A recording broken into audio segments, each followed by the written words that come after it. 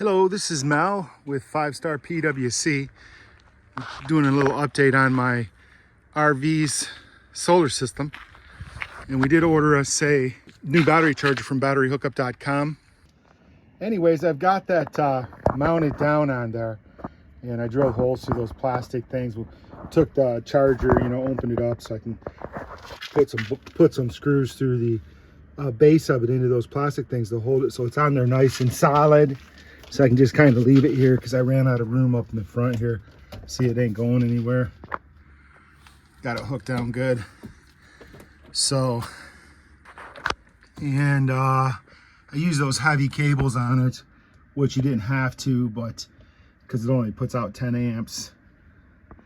But I ran them anyways, and I mounted that down on these little plastic dividers that come with the Samsung battery packs that batteryhookup.com sells.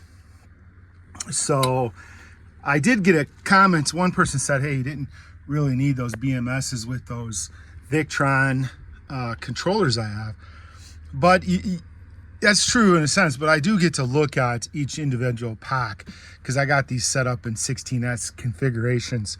And so it does help in that I can see that each pack is charging nice, and we're getting a nice balanced battery pack system here anyways.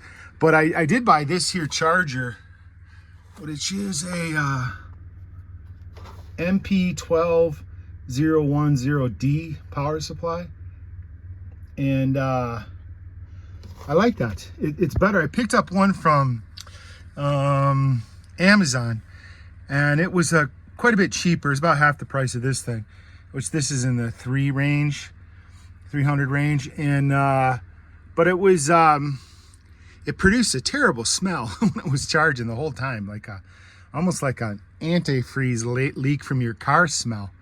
So I sent it back and seen they had this one and bought this one, but the other one only went up to 72 volts, but there was no stopping it. It would just go right to 72. You had to physically shut it off, or it would keep charging. I mean, your BMSs are supposed to shut them off, but anyways, but I would just shut it off. But this one here is nice. You can set it. It goes up to 120 volts on it, 0 to 120 volts. And you adjust it with these before you turn it on. And then I have it set to stop at 64.3 volts. Now I could go up probably, 1 more volt on it and I would be okay. No problem. But I just figure I stop right here. And I've cycled it a few times, and it really adds quite a bit, that extra boost to charge. And it does it a lot faster than that one I got on Amazon did. And because this one was taking me from about 59 volts to 63 something in like less than 12 hours.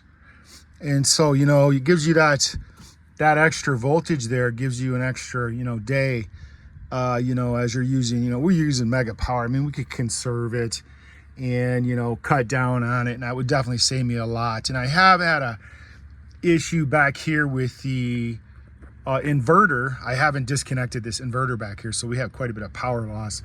And but I'm gonna get to it probably next week. We're gonna be going to another site, and we're gonna stay there for a few months, so it's gonna give me some time to do that.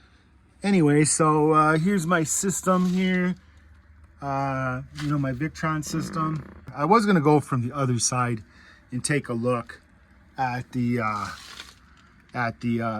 other side of this battery pack for you. So let me walk around and get a look at that.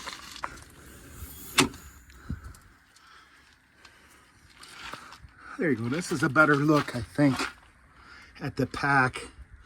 Goes all the way across the camper. And we got them, like I say, wired in 16 configurations. Basically 222 all the way down. Then I put them double on this side till we get to the end.